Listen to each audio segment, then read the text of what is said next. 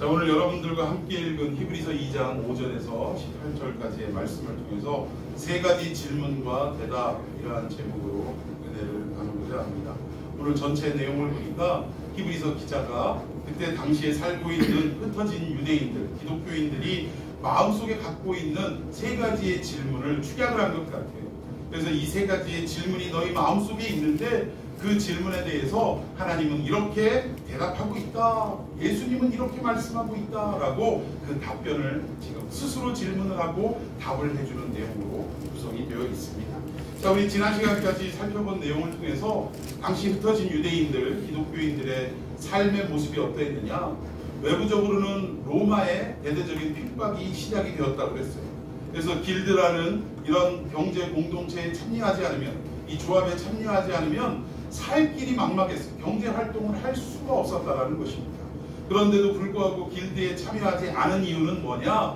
길드에 참여하는 사람은 통상적으로, 아니 기본적으로 어떠한 인사를 해야 되느냐? 가이사는 우리의 주인이십니다. 그러니까 가이사가 주님 되십니다 라는 인사를 해야 된다라는데, 참으로 믿음을 가진 이들이 그 인사를 하기에는 용납이 되질 않았다라는 거예요.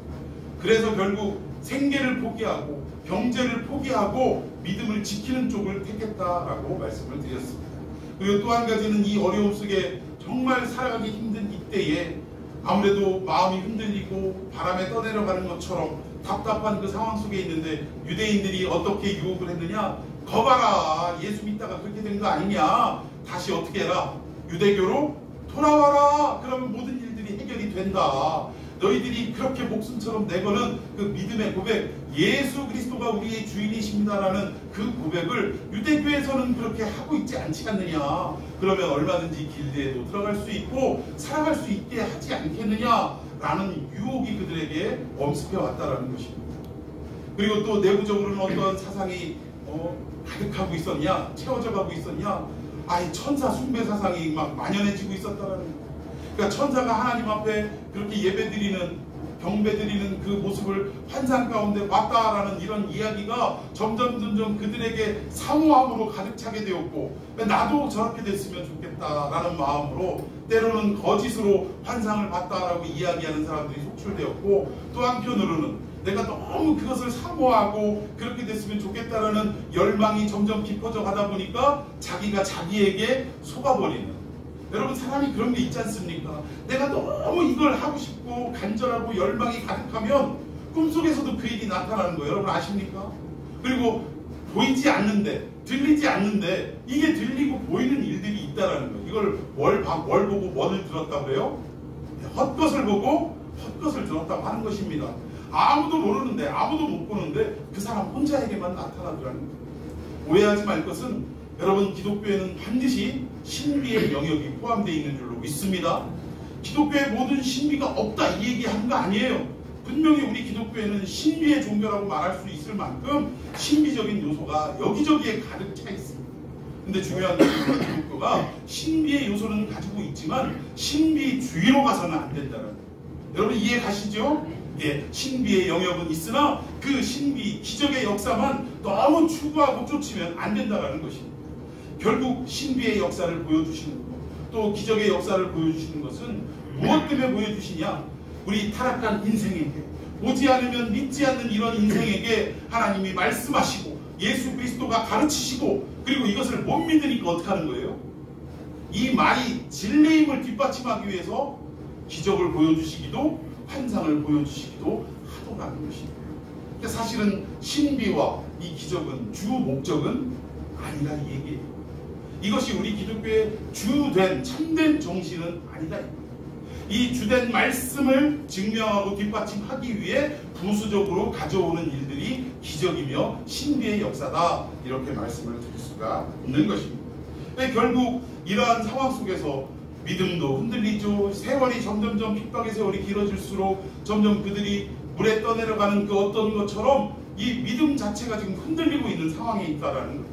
이런 상황 속에 있다 보면 사람들의 마음에 의심이 생깁니까? 안 생깁니까?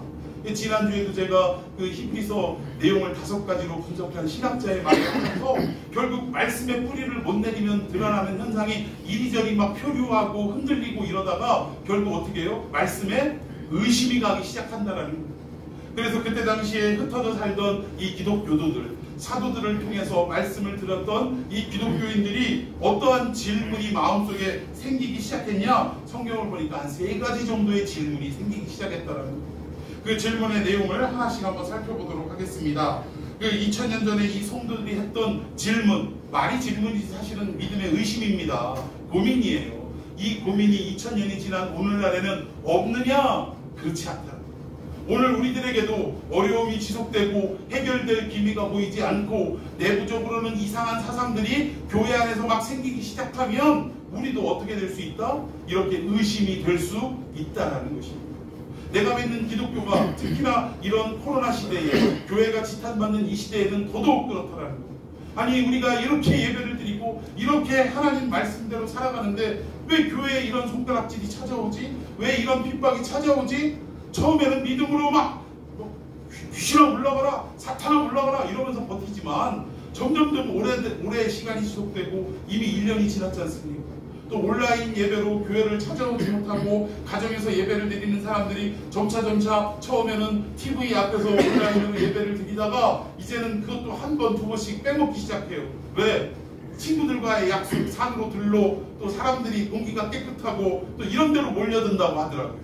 그런 데로 찾아들고 믿음이 좀 꺼림칙하면 녹화가 되어 있는 것을 아무 때라도 들어가지고 나 예배는 드렸다 이렇게 스스로 안위하는 이러한 삶에 처하다 보니까 점점 사람들의 마음이 2000년 전에 이 핍박 속에 처해 있던 성도들처럼 흔들리는 역사가 또 의심이 드는 역사가 시작이 되더라는 것입니다.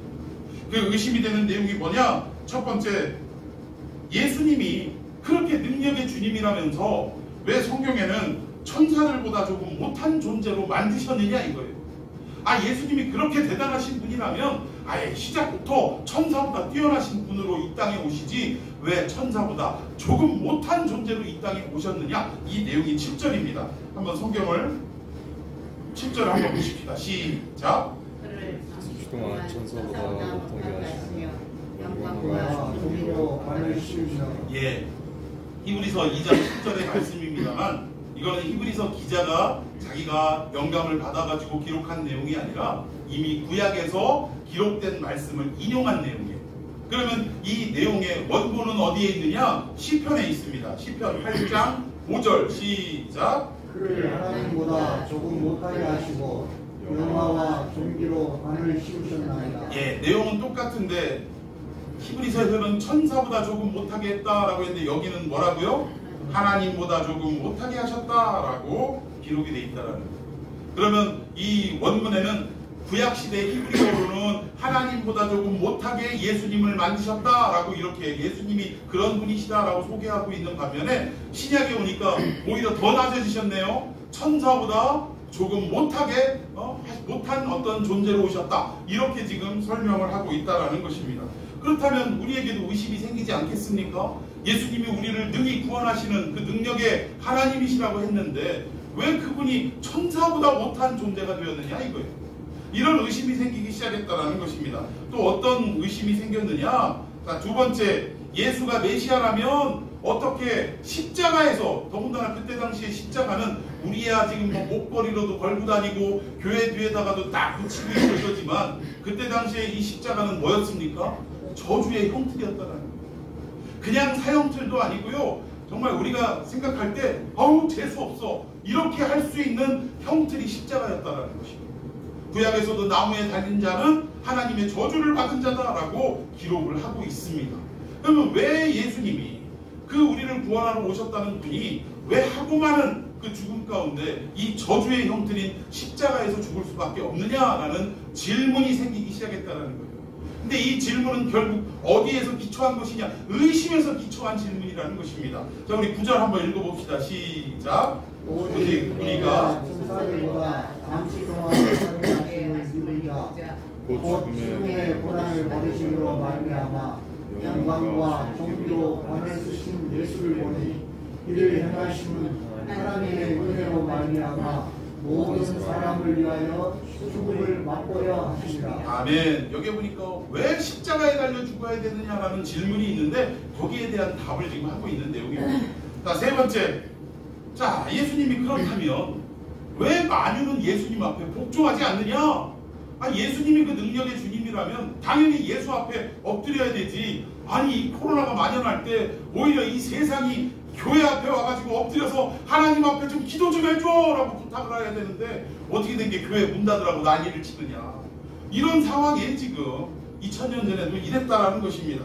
이런 어떤 질문이 만물을 그 발 아래 복종하게 하셨느니라 하였으니 만물로 그에게 복종하게 하셨은즉 복종하지 않은 것이 하나도 없어야 하겠으나 당연히 세상이 교회 앞에 엎드려서 이 코로나를 물리칠 수 있도록 기도를 부탁하고 하나님 앞에 엎드려서 사정을 해도 시원치 않은데 그래야 하겠으나 어떻게 됐어요? 지금 우리가 만물이 아직 그에게 복종하고 있는 것을 보지 못하고 있다. 아직 세상이 교회 앞에 하나님 앞에 엎드리는 것을 보지 못하고 있는 상태다, 그 얘기입니다. 그러니 환난과 핍박 속에 있는 이 기독 교도들이 답답하겠어요? 안 답답하겠어요? 원리대로라면 예수의 능력 앞에 다 엎드려서 살려주세요 하는 역사가 있어야 되는데 아니더라는 거예요. 오히려 힘과 권세는 어디에 있어요? 당시에 로마 황제의 보좌에만 힘과 권세가 있더라 이거예요. 모든 통치와 능력이 거기서 나타나더라는 것입니다. 예수의 보좌에서 나와야 되는데, 하나님의 보좌에서 이 모든 것들이 나와야 되는데, 교회의 능력으로 나타나야 되는데, 교회의 능력은 뭐 온데간데 없어지고 세상은 교회 앞에 엎드리는 것이 아니라 만유가 그에게 복종하는 것이 아니라 오히려 황제의 보좌 앞에 복종하는 모습을 보고 있는데 이게 도대체 어떻게 된 일이냐, 이러한 질문을 2000년 전에 우리 성도들도 했다라는 것입니다. 그 의심을 하는, 이 질문을 하는 이유는 결국은 외적인 핍박과 이 내부적인 요인인 신앙의 잘못된 모습들, 이러한 가르침이 만연해지는 상황 속에서 결국 이것이 세월이 오래 가다 보니까 점점 믿음이 약화되고 흔들리기 시작했기 때문에 이 질문이 나올 수밖에 없었다는 것입니다. 혹시나 우리는 2000년 전에 이 성도들처럼 이런 질문을, 이러한 의심을 우리 마음속에 품고 있지는 않는다. 온라인 예배로 드리다 보니까 이거 컴퓨터 앞에, TV 앞에서 예배 드리는 것도 처음에는 나름대로 뭐 옷도 좀 깔끔하게 입고 정장을 하고 그 앞에 앉아가지고 집중도 하려고 했는데 이게 한 번, 두 번 드리다 보니까 어때요? 갑자기 주방에서 무슨 막 밥 짓는 소리가 휘식 하고 나고 뭐 끓고 넘치는 소리가 나면 앉아있다가 어떻게 해야 돼요? 쪼르르 달려가가지고 가스불 꺼야 되고 뭐 이런 일들이 생기지 않습니까? 그러니까 점점 우리의 믿음이 점점 예배를 통해서도 단편적으로 드러나는 게 정말 외적인 거룩함이라도 그조차도 점점 모양을 잃어가고 있더라는 것입니다. 결국 이런 상황 속에 점점 시간이 길어지고 만연하다 보면 우리도 2000년 전에 이 의심의 질문을 하지 않으라는 법이 없다라는 거예요. 이러한 상황 속에 처해 있는 이 흩어진 유대인들, 기독교인들에게 오늘 이 히브리서 기자는 누구인지 분명히 알 수는 없지만 구약에 아주 능통한 이 사람이 또 더군다나 편지를 받는 이 대상들도, 이때 당시의 기독교인들도 구약에 능통했기 때문에 구약을 이렇게 인용을 많이 해가지고 내용을, 이 신학적인 내용을 지금 전달하고 있다는 것입니다. 그래서 이 전달하는 내용이 오늘 우리에게 정말 참된 진리가 되어야 하고 참된 정답이 되어야 될 줄로 믿으시기를 바랍니다. 자, 그렇다면 이 질문 앞에 어떻게 대답을 하고 있느냐, 히브리서 기자는 성경을 어떻게 기록하고 있느냐. 자, 첫 번째, 자, 저를 잠깐 동안 천사보다 못하게 하시는 단계가 왜 나타났느냐, 이것에 대해서 기록한 내용이 히브리서 2장 10절에서 13절까지의 내용에 담고 있습니다. 자, 먼저 성경을 보십시다. 자, 10절 시작. 그러므로 만물이 그를 위하고 또한 그로 말미암아 네가 많은 아들들은 스스로 영광에 들어가게 하시는 일에 그들의 구원의 상시자를 호란을 통하여 온전하게 하시니 합당하다. 아멘. 자, 여기에 우리 주님을 향해서 뭐라고 표현을 하고 있느냐, 우리 신약에 보면 주라는 표현을 많이 하고 있습니다. 뭐 아직 깨닫기 전에는 선생이요 뭐 이렇게 표현을 했으나 그 선생님 대신 예수님이 결국 우리의 모든 죄를 사하시고 십자가를 통해서 구원하신 그분이라는 것을 깨닫는과 동시에 그 예수님을 뭐라고 표현을 많이 하고 있느냐, 주님이라는 표현을 많이 하고 있다는 거예요. 근데 성경 신약 곳곳에 주님, 헬라어로 큐리오스라고 하는데 오늘 이 본문의 9절 10절에 나오는 이 예수님에 대한 호칭은 주님이라는 큐리오스라는 호칭을 사용하고 있지 않다라는 것입니다. 뭐라고 표현하고 있냐면 히브리서에 단 4차례밖에 기록되어 있지 않는 호칭인데 아르케보스라는 단어를 사용하고 있어요. 근데 이 아르케보스가 어떤 뜻이냐? 오늘 여기 본문에 구원의 창시자, 이 창시자라는 말이 아르케보스입니다. 근데 이 창시자라는 말은 다른 단어로 어떻게 표현할 수 있느냐? 개척자라고 표현할 수 있다는 거예요. 여러분, 개척자는 어떤 사람을 개척자라고 하죠? 아직 한 번도 가지 않은 길을 가는 사람을 개척자라고 표현하는 것입니다. 창시자도 마찬가지예요. 누군가가 이전에 만들거나 창조해냈던 것은 창시자가 아닙니다. 아무도 시도하지 않았던 것을 처음으로 시도한 사람이 창시자 또는 개척자라고 말할 수 있다는 거예요. 그런데 인류가 타락한 이래로 이 죽음의 문제, 죄의 문제를 해결한 사람이 한 사람도 없었다는 것입니다. 그런데 이 예수님이 이 땅에 성육신으로 찾아오셔서 인간의 모든 죄를 사하시고 또 우리 인간을 구원하시는 이 길을 걸으셨는데 첫 번째로 걸으신 분이 예수 그리스도다. 그래서 그분을 구원의 창시자다. 왜? 이전에는 인간을 구원할 수 있는 그 누구도 존재하지 않았기 때문에 그렇습니다. 예수님이 이 땅에 오셔서 가장 처음으로 인간을 이 죄와 사망에서 구원하신 첫 번째 분이기 때문에 구원의 창시자, 여기 보니까 헬라어로 아르케고스라고 표현을 하고 있다는 거예요. 그런데 이 개척 처음으로 가셨던 인간을 구원하는 이 길이 어떠한 방법을 통해서 이루어지는 길이냐? 여기 보니까 구원의 창시자를 뭐를 통해서요? 뭐를 통해서? 고난을 통해서 온전하게 하신다라는 것입니다.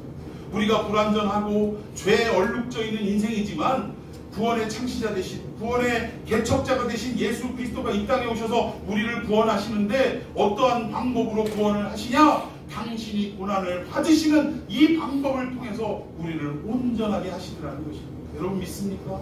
어떤 분들은 예수님은, 그러니까 어떤 분이라고 표현해서 그러네요. 어떤 이단도 아닌 사이비 단체에서는 지들이 통일을 하려고, 통일인지 뭔지는 모르겠습니다만 뭐라고 얘기하냐면 2000년 전에 온 예수는 실패한 예수다 이거예요.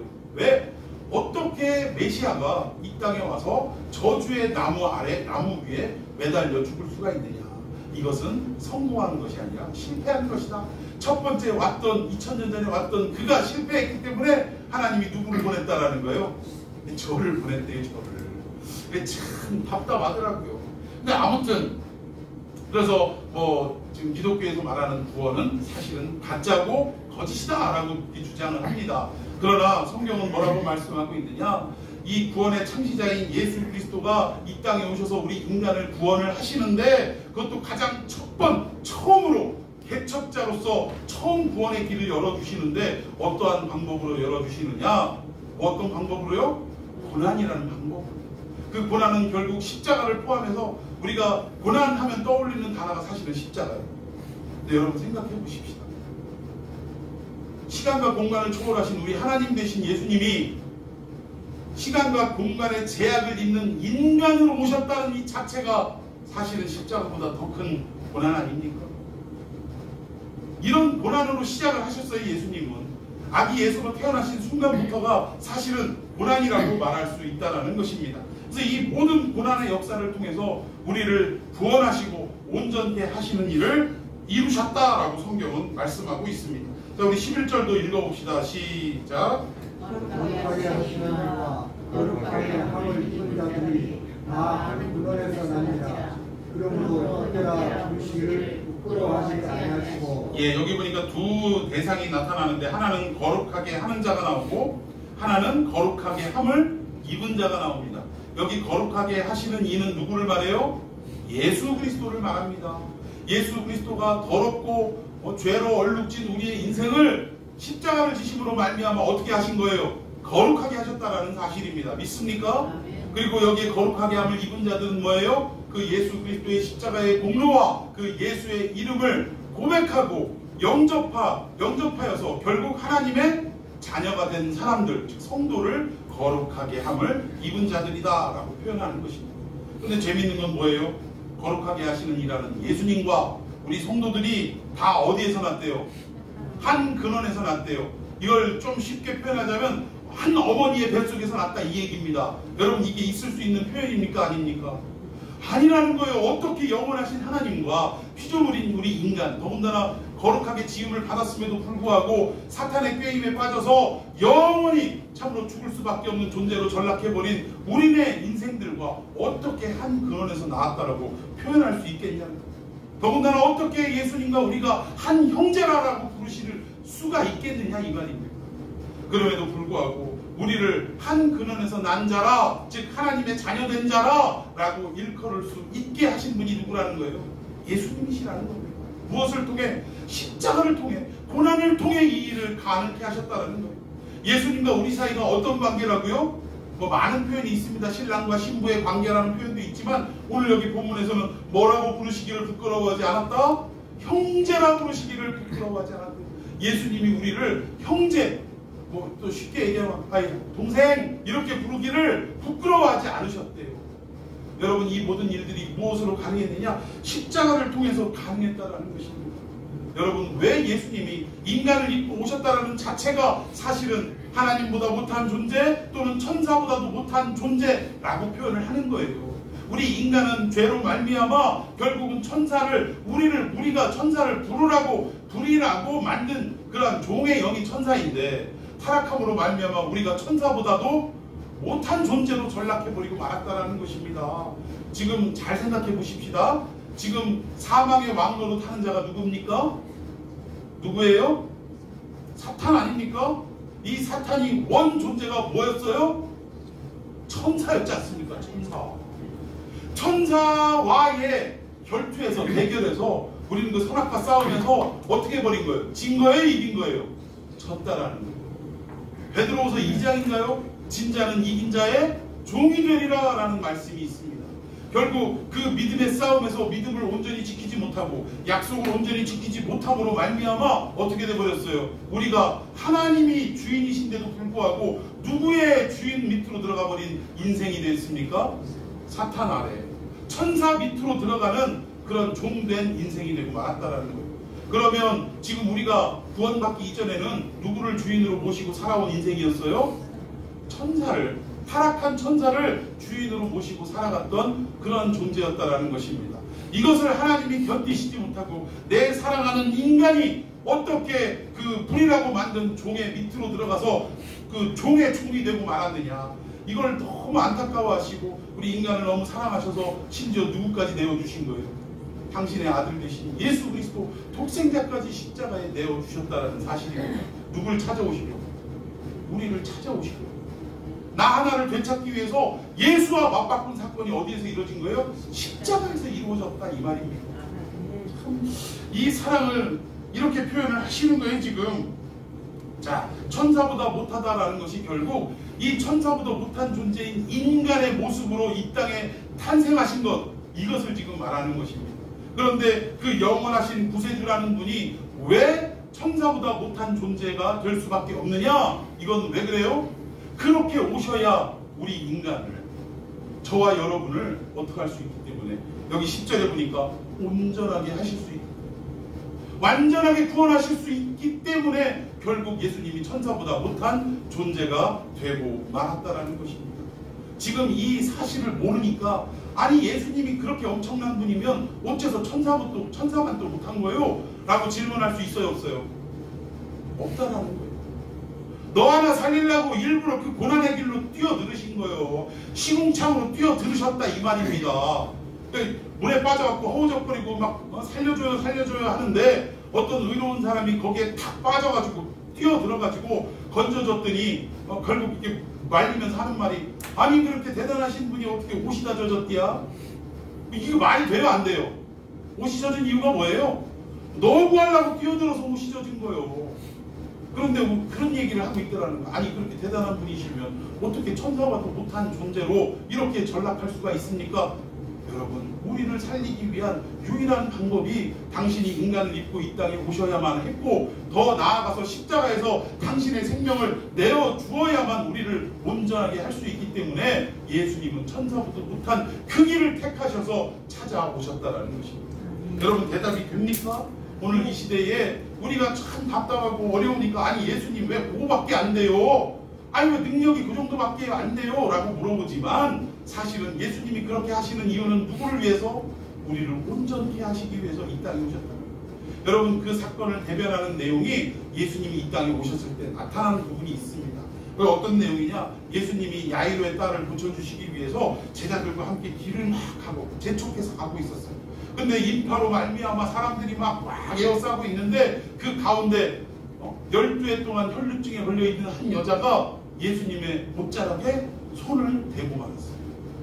여러분 우리는 지금도 미련하고 그래가지고 야 예수님은 능력이 있어서 옷자락에 한번 손만 대도 우리의 모든 문제를 해결할 수 있구나 해서 한때 저 서울에 엄청나게 큰 교회 목사님이 한번 뜨면 성도들이 어떻게 하려고 가까이 가서 그 양복자락 한번 만지려고 쟁탈전이 벌어졌습니다. 아직도 깨닫지 못하는 어리석음입니다. 그런데 우리가 이 사건을요 단지 어떤 기적적인 사건으로만 보지 않아야 한다는 것이 뭐냐? 자 구약의 율법으로 따지고 보면 자 거룩한 것이 있고 더러운 것이 있습니다. 그러면 이 거룩한 것이 더러운 것에 터치가 되면 거룩한 것이 더러워집니까? 더러워진 것이 거룩해집니까? 어떻게 돼요? 어떻게 돼요? 거룩한 것이 더러워지더라는 거예요. 왜 유대인들이 밖에 나왔다 들어올 때 꼭 손을 씻었느냐? 구치 중에 이 자리가 생명이 죽었던 자리인 것을 알 수 없기 때문에 행여나 내가 알지 못하고 만지는 어떤 것들이 이 더러워진 즉 부정한 것들을 내가 만질 수도 있기에 들어가기 전에 집 문 밖에서 꼭 어떻게 했어요? 손을 깨끗하게 씻었다라는 것입니다. 이건 뭐예요? 모든 부정을 깨끗하게 씻는다 이 뜻이에요. 왜? 그것을 만지는 순간 나도 어떻게 되니까? 부정해지니까. 여러분 12해 무슨 병? 예, 이걸 구약에서 따지고 보면 이 병은 무슨 병이에요? 부정한 병입니다. 이 여인은 싸돌아다닐 수 없는 여인이에요. 부정한 여인입니다. 그런데 이 부정한 여인이 목숨을 걸고 예수님의 행차 소식을 듣고 사람들 틈 속에서 비집고 들어가서 사실은 비집고 들어갈 때 접촉한 모든 사람들은 다 어떻게 되는 거예요? 부정해진 거예요. 그러니까 이 사람들이 나돌아다니지 못하는 게 이 여자가 혈루병 환자라는 걸 깨달은 순간 부딪힌 사람들이 화가 납니까? 안 납니까? 나를 더럽게 만들어? 요즘 코로나 보세요. 알지도 못하고 걸렸는데 어떻게 하다 보니까 감염이 됐어. 그러면 감염이 전파가 된 사람은 내가 무슨 죄가 있어서 내가 너 만나갖고 얘기하고 밥 먹은 죄밖에 없는데 왜 나한테 이 못된 병을 옮겼느냐고 화를 냅니까? 안 냅니까? 화를 내요. 어디 보니까 막 버스에다가 막 계란 던지고 난리가 났더만. 하여튼 뭐 이렇다라는 것입니다. 이 여자가 사실은 목숨을 걸고 왔다라는 거예요. 자기가 혈루병에 걸렸다라는 게 알려지는 순간 주변 사람들 어떻게 하게 돼 있어요? 다 손에다 뭘 들어요? 돌을 들어서 때려 죽이게 돼 있다. 근데 각설하고 이 부정한 여인이 예수님의 옷자락에 손을 댔습니다. 그 순간 어떻게 됐어요? 이 여인은 예수님의 옷자락에 손을 대는 순간 어떻게 됐습니까? 이 부정한 몸이 뭘로 바뀌었어요? 거룩하고 깨끗한 몸으로 바뀌었다라는 것입니다. 여러분 믿습니까? 예수님이 이 일을 위해서 오신 거예요. 근데 우리는 여기까지만 또 생각을 하는 게 문제라는 거예요. 자, 그러면 이 부정한 여인이 예수님의 옷자락에 손을 대는 순간 예수님의 그 거룩함이 전가돼서 거룩한 여인으로 바뀌어졌는데, 회복되어졌는데, 그럼 예수님은 어떻게 되느냐? 어떻게 됐어요? 어떻게 된 거예요, 예수님은? 이 여인의 더러움과 부정함이 다 어디로 전가된 거예요? 예수님께로 전가가 됐다라는 것입니다. 예수님은 이 일을 위해서 이 땅에 오신 거예요. 우리 인간의 모든 더러움과 죄악을 다 당신에게 전가시키시고 그리고 십자가의 죽으심으로 말미암아 우리 인간은 거룩하게 회복시켜 주시고 당신은 그 모든 죄를 다 끌어안고 십자가에 죽으시게 되었다라는 것입니다. 이 일을 통하여 우리를 온전하게 만드시기에 오신 사건이 성육신 사건이다 이 얘기예요. 여러분 왜 예수님이 천사만도 못해야 돼요? 누구 때문에?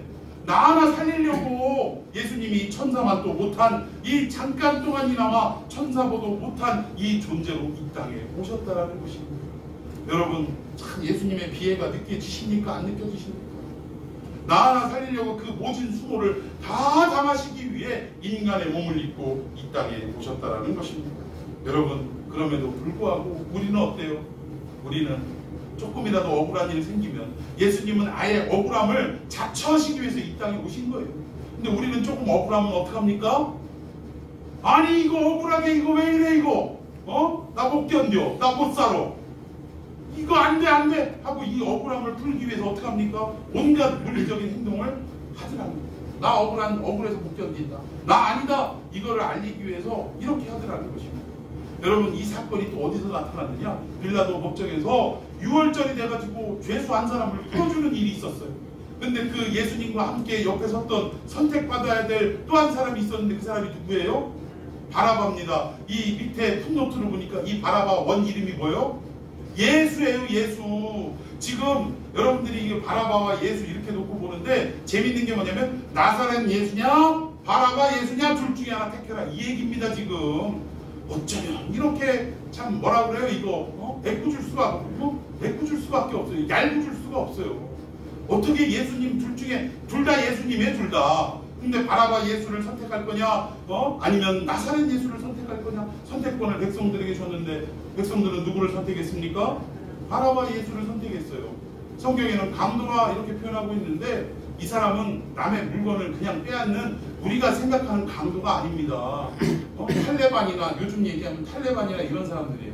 그 테러리스트들은 자기의 먹고 사는 것 이익을 위해서 그런 테러를 저지르는 겁니까?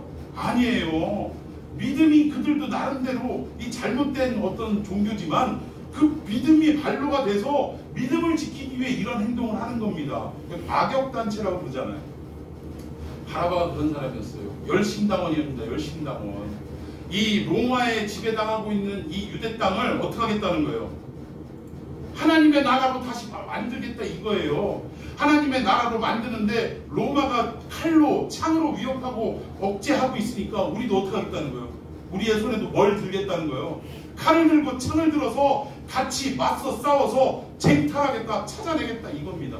이게 헤롯 당시의 열심당원들의 주장이에요. 사람들은 여기에 많은 동조를 보냈어요. 그렇지 저것들이 창칼로 우리를 위협하고 우리를 억누르는데 그럼 우리라고 병신이냐? 가만히 있냐? 우리도 손에 뭘 들어야 돼? 칼을 들어야 된다. 창을 들어야 된다. 이게 그때 당시 바라바 예수가 속한 열심당원의 주장입니다. 그런데 예수님은 그 백성들 앞에 뭐라고 얘기하셨어요? 뭐라고 얘기해요? 아무 말도 안 했어요. 아무 말도. 한 말씀도 하지 않으셨더라는 거예요. 여러분 이거 잘 들어야 됩니다. 우리가 진리에 대해서는 외쳐야 됩니까? 안 외쳐야 됩니까? 외쳐야 돼요. 중요한 것은 이 외치는 방법이 어떠한 방법이냐. 우리도 물리적으로 폭력적으로 이것을 똑같이 해야 할 것이냐 아니면 진리는 진리다라고 그냥 묵묵히 외칠 것이냐. 여러분 교회가 예배를 드리지 못하도록 문을 폐쇄하고 이러면 그냥 예배 어떻게 문 밖에서라도 예배 드리면 되는 겁니다. 왜? 예배를 멈추게 할 수는 없는 거니까. 우리가 이 공간 안에 못 들어오게 할 수는 있지만 정부가 그렇게 할 수는 있지만 우리의 예배를 중단시킬 수 있습니까? 없습니까? 없는 거예요. 우리는 그냥 그 앞에서라도 거리두기 하고 예배하면 되는 거예요. 믿습니까? 근데 이것을 놓고 이 정부에 대해서 같이 막 화염병 만들어서 막 던지고 막 이거 예수님의 방식이 아니라는 것입니다. 예수님이 이 땅에 오실 때 이렇게 천사보다도 못한 존재로 이 땅에 오실 때 다 아시면서 이 참 답답하고 억울하고 분통 터질 일임을 다 아시면서도 예수님은 기꺼이 하나님의 명령 앞에 어떻게 하신 거예요? 순종하셨다는 거예요. 그리고 이 땅에 오셔서 인간의 모든 죄를 다 덤태기를 쓰셨다는 것입니다. 그리고 십자가 아래서 죽으셨어요. 죽으실 때 뭐라고 하셨어요? 마지막 한마디 다 이루었도다. 이 말이 무슨 말이냐? 우리는 다 이루었다 하니까 모든 역사를 이렇게 거룩하게만 표현하는데 이 테텔레스타이 이 말이 무슨 말이냐면 그때 당시에 장사하는 사람들이요 물건을 넘겨주고 돈을 받으면 뭘 끊어두게 돼 있어요? 우리도 지금 그러잖아요. 영수증 끊어두게 돼 있잖아요. 영수증을 끊어줄 때 그 영수증 안에 뭐예요? 이 거래가 완벽하게 끝이 났다, 다 이루었다 라는 말이 테텔레스타이라는 거예요. 예수님은 십자가 위에서 그 말씀을 하시고 숨을 거두셨다라는 것이죠. 뭘 영수하신 거예요? 우리를 다 누구에게 빼앗겼을 때, 사단 마귀에게 종으로 빼앗겼을 때 이 모든 것을 결국은 하나님은요 공의의 하나님이시라는 것이 왜 그러느냐? 하나님이 그냥 강압적으로 야! 너 뺏어간 내 새끼들 내놔 할 수 있어요 없어요? 있으시죠. 그런데 하나님은 어떤 하나님이냐? 공의의 하나님이시다. 이 하나님의 공의적인 속성과 즉 어떤 예수님의 희생이 없이도 얼마든지 우리 인간을 구원해 내실 수 있는 분임에도 불구하고 이미 거래적으로 볼 때 우리는 어디에게 다 넘김받은 거예요? 사탄 마귀에게 다 넘김받았다라는 거예요. 그러면 그 넘김받은 우리를 무언가 그 속전을 내야 우리를 뺏어올 거 아닙니까? 사올 거 아닙니까? 결국 그것이 테텔레스타이라는 거예요. 그러니까 우리는 누구 값을 주고 누구 값을 지불하고 우리를 찾아오셨냐면 예수 핏값을 주고 우리를 찾아오셨다는 거예요. 그래서 이 영수증 쓰신 거예요. 더 이상 내 새끼들 너 관여하지 마. 이제는 완전히 내 소유지 너희들 소유가 아니다라고 영수를 하신 게 다 이루었다라는 그 말씀이에요.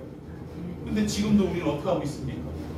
아직도 옛 주인이는 사탄 마귀가 야 물 떠와! 그럼 우리는 어떻게 해요? 그 오랜 습성이 몸에 젖어가지고 순간 어떻게 합니까? 아우 예 하고 막 자기도 모르게 정수기 앞으로 컵을 들고 가고 있는 모습을 발견하더라 이거예요. 그래요 안 그래요? 하나님은 거룩하게 살라라고 말씀하시는데 옛 주인이 괜찮아 얼마든지 그 일 해도 돼 그러면 예 하고 여전히 그 죄악의 길로 달려가는 자기의 모습을 발견하게 되더라고요.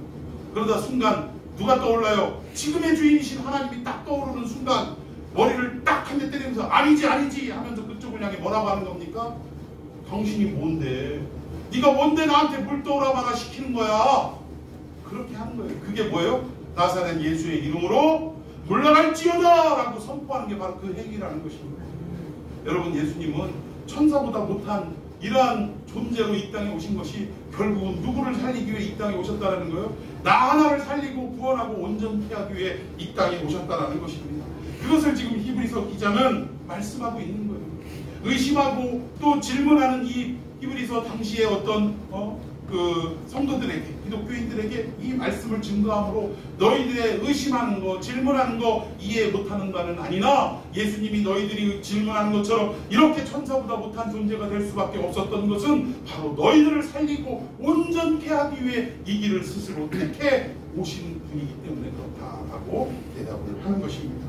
여러분 힘들고 어렵지만 결국은 우리에게도 똑같이 적용이 되어야 합니다.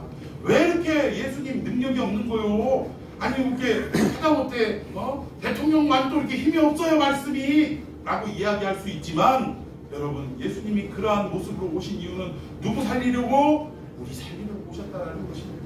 지금의 엄중한 코로나 시대 속에서도 예수 그리스도가 단칼에 코로나를 확 그냥 입으로 입김으로 불어가지고 없앨 수도 있음에도 불구하고 그러지 아니하시는 이유는 이 코로나의 역경을 우리가 한 걸음 한 걸음 디디고 일어나면서 누구와 함께 예수 그리스도와 함께 동행하면서 이것을 믿음으로 지키고 이겨나가는 이러한 모든 역사를 감당해낸 후에 우리를 어떠하게 하시고 하늘의 별처럼 빛나게 하시기 위해서 이러한 시련을 지금 허락하고 계시다는 것입니다. 자, 두 번째 질문 한번 보십시다. 자, 두 번째 질문 시작. 사망의 세력을 잡은 마귀를 멸하게 하시기 위해서 이 땅에 오셨다는 거예요. 두 번째 질문은 아니 그분이 그렇게 위대하신 메시아라면서 어떻게 저주의 십자가 형틀인 그 십자가에서 죽을 수 있습니까? 라는 이 질문 앞에 대답을 하는데 결국 예수님이 십자가에 달려 돌아가신 이유는 뭐냐? 최종 목적은 누구의 세력을 멸하게 하기 위해서?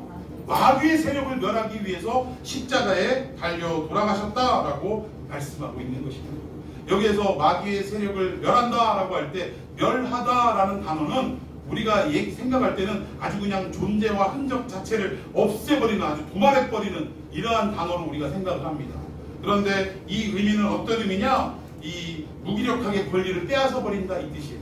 그러니까 사탄 마귀가 아무런 힘도 권한도 권세도 내세울 수 없을 정도로 그 모든 권리와 그 권한을 박탈해버린다 이 얘기입니다.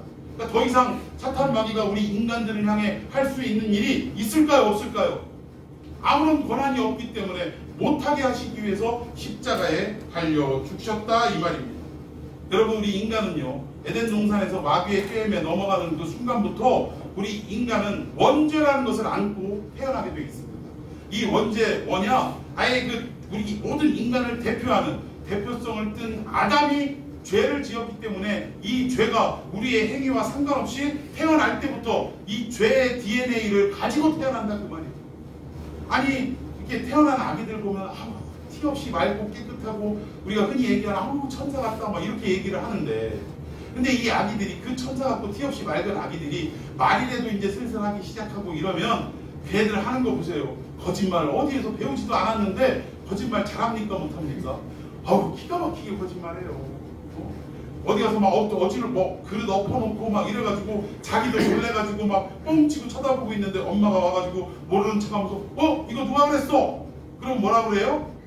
멍한 강아지 새끼한테 손가락질하면서 얘 아무개가 그랬어 하고 다 자기의 죄를 어떻게 해요? 덮어 씌우는 이런 일들을 하더라는 것입니다. 이게 사실 우리 인간이 이 단편적인 이야기지만 죄의 DNA를 가지고 태어난 존재라는 것을 지금 말하고 있다는 거예요. 그러니까 결국 예수님은 우리가 마귀 사탄 아래에 있기 때문에 이러한 일들을 행하는 것인데, 이 모든 일들을 마귀의 세력을 멸하심으로 말미암아 우리를 영원한 자유를 얻게 하시기 위해서 십자가에 달려 돌아가셨다는 것입니다. 근데 중요한 것은 뭐냐? 이게 착각하면 안 되는 게, 우리 기독교가 제일 무서운 거는 타락하는 게 무서운 게 아니에요.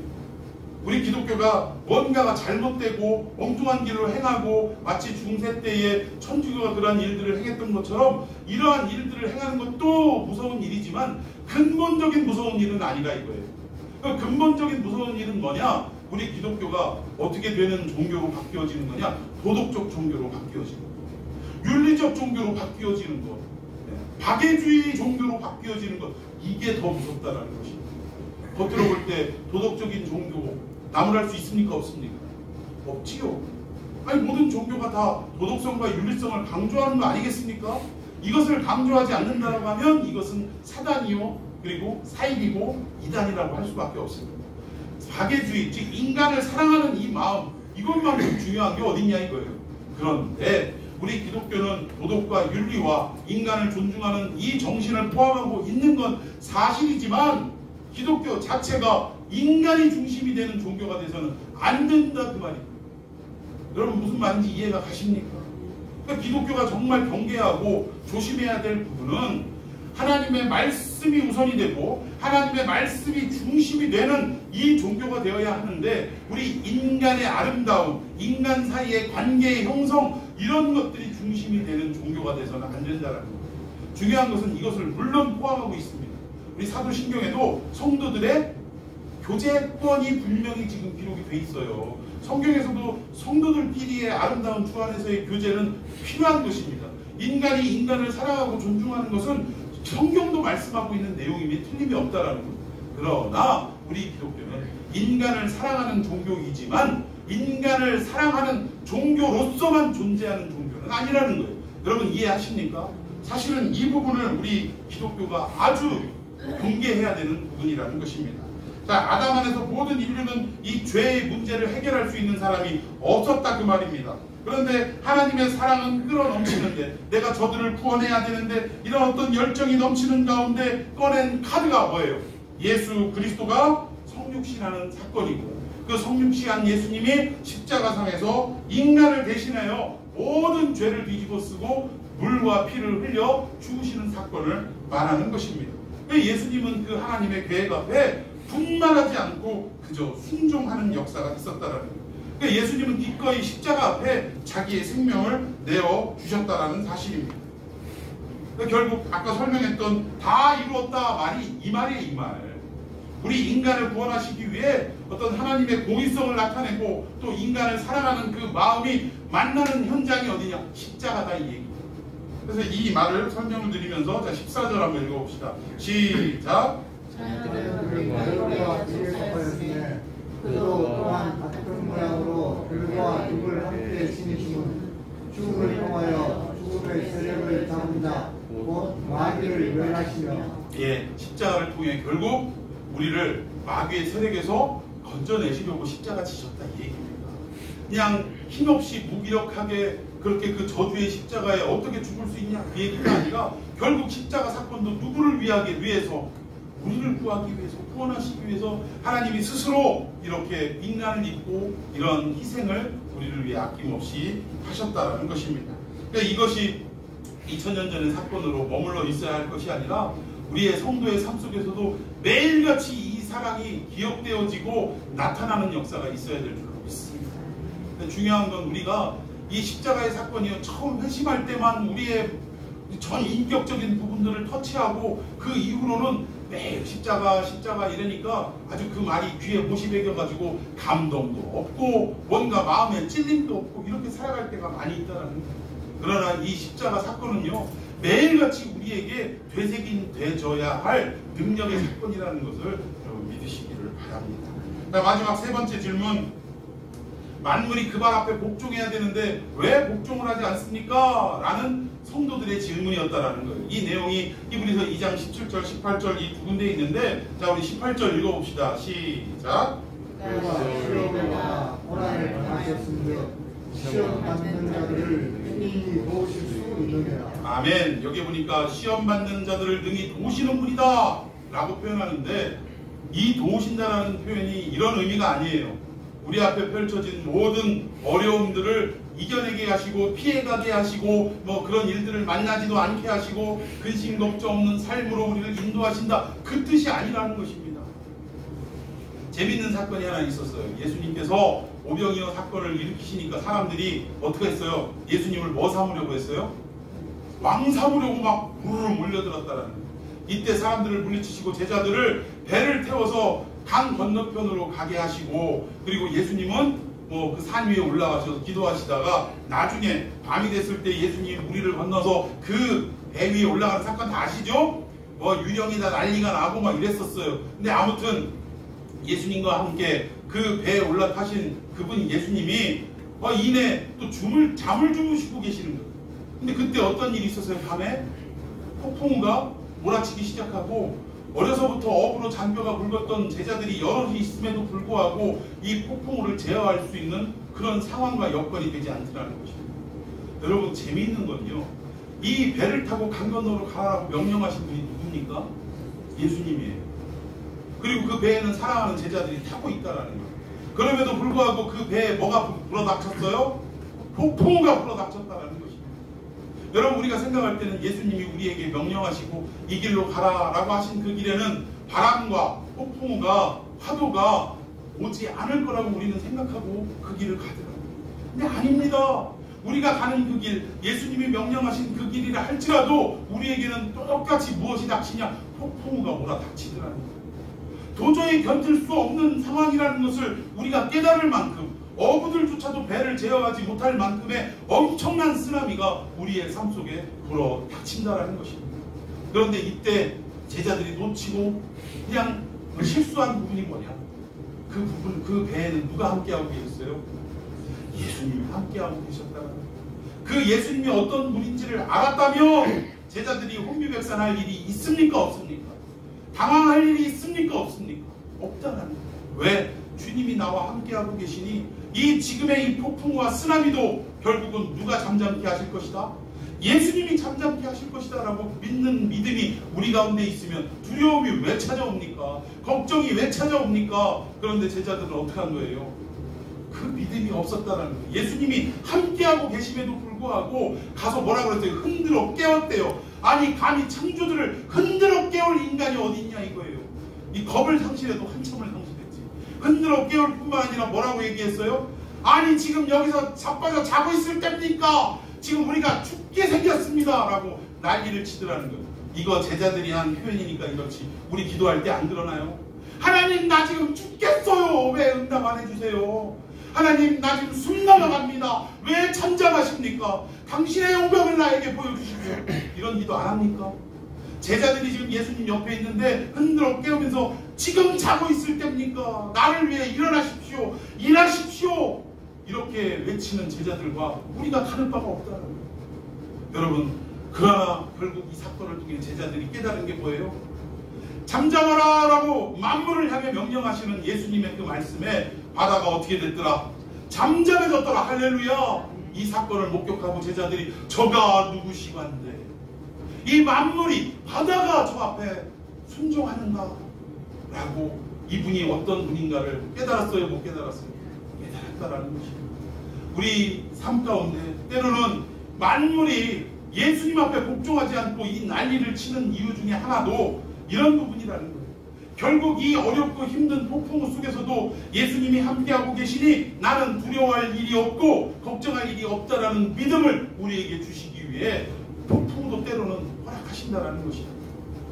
그러나 여러분, 지금 우리는 아주 그냥 겁이 나고 사람 만나기도 어렵고 두렵고 이런 상황이지만 결국 이 코로나를 통해서 오늘 기도하신 내용에도 그렇고 오늘 헌금 내용에도 그렇지만 이 나라 민족이 하나님 앞에 뭐하고 있다라는 것을, 잘못하고 있다라는 것을 깨닫게 하시기 위한 하나님의 어떻게 보면 기회를 주시는 역사라고 말씀하셨습니다. 결국 이러한 일들을 통해서 결국 마지막에는 만유도 하나님 앞에, 예수 그리스도 발 앞에 복종하는 것을 깨닫게 하시는 역사가 우리 가운데 있을 줄로 믿습니다. 지금은 힘들고 어려운 것이 무엇이냐? 너희들을 오히려 예수님이 어떤 분인지를 알게 하시기 위해서 이런 일들이 일어나는 것이다 라고 히브리서 기자는 그 대상들, 그 당시에 흩어져 사는 기독교인들에게 이 내용을 선포하고 있었다는 것입니다. 여러분, 제가 한 청년의 이야기를 하고 싶은데 요즘 직장 구하기가 어려운 시대입니다. 그런데 자리가 하나 딱 났어요. 자리가 하나 딱 나고 배우도 대학교 졸업해서 그 정도 연봉 받기는 그렇게 쉽지는 않아요. 아주 조금 대기업에나 들어가야 그 정도 받을 수 있는 상황인데 그런 자리가 났어요. 근데 면접을 갔더니 뭐라고 얘기하냐? 평일날 쉬어야 되고 주일날은 근무를 해야 됩니다 라고 이야기를 했더라고요. 그래서 그 자리에서 지금 직장 구하기도 힘들고 이런 시대인데 사실은 유혹이 되겠습니까? 안 되겠습니까? 그런데 그 앞에서 난 이 친구가 그렇게 믿음이 좋은 친구라고는 생각하지 않는데 그래도 하나님의 말씀에 우리가 하나님을 하나님으로 인정하는 행위가 주의를 지키는 일이다라는 것을 배웠다고 해가지고 들었다고 해가지고 이것을 삶 속에서 실천을 하더라. 죄송하지만 저는 주일날 교회를 가야 합니다. 그래서 주일은 근무할 수가 없습니다 라고 면접을 마치고 돌아왔대요. 그럼 대부분 회사에서 이런 사람들이 합당하지 않으면 전화할 이유가 있습니까? 없습니까? 전화 안 하죠. 근데 전화가 와서 또 한 번 물어보더래요. 내가 이유는 상황은 알겠는데 우리가 주일날이 더 바쁜 때라 어쩔 수 없이 주일날 좀 나와주면 안 되겠느냐, 다시 한번 고려하면 안 되겠느냐 라고 재차 확인 전화가 또 왔다라는 거예요. 그래서 죄송하지만 저는 주일날은 나갈 수가 없습니다 라고 이야기하고 끊었대요. 그리고 나서 그 뒤로 연락이 없더래요. 저는 칭찬을 했습니다. 지금 당장 직장 구하기 어렵고 힘들고 대우도 좋은 상황인데 거절한 것, 당당하게 거절한 것 아쉬울 수도 있고 섭섭할 수도 있겠지만 그래도 나는 네가 하나님의 말씀을 듣고 이 일을 선택한 것에 대해서 나는 칭찬하고 싶다. 하나님이 지금은 이 폭풍과 같은 상황을 우리 청년들에게 주시지만 그러나 주님이 나와 여전히 함께하고 계신다는 이 약속의 말씀을 믿고 나아가면 반드시 이 파도가 잠잠해질 때가 찾아오고 그것보다 훨씬 더 좋은 직장을 허락해 주실 줄로 저는 믿습니다.